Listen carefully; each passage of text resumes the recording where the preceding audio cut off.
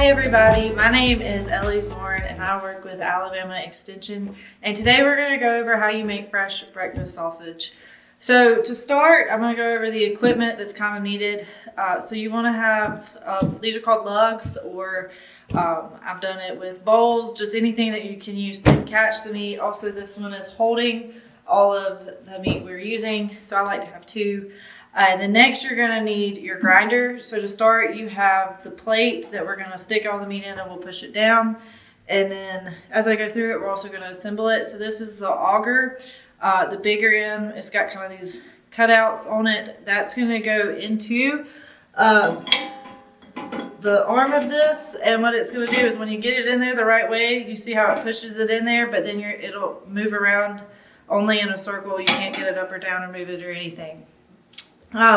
Next we're going to have the blade, and it's this little bitty like fun shape, but it's got a square on it. You want to do this, be careful, obviously it's super sharp, but with the blades facing outwards, because what you ultimately want it to do is when it's going to grind the meat, you want it to rub against our die.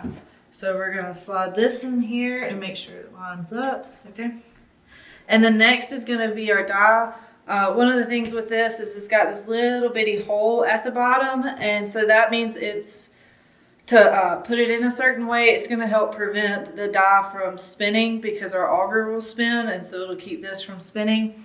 At the bottom of this arm there is that little space, so that way it'll catch. So you can just slide it in there that way.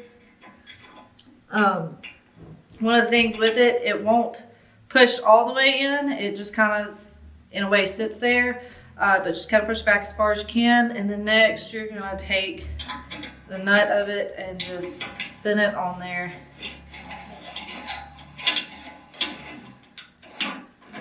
Until you want to spin it on there so it's tight, but not super, super tight. You just don't want it to spin off while you're doing anything.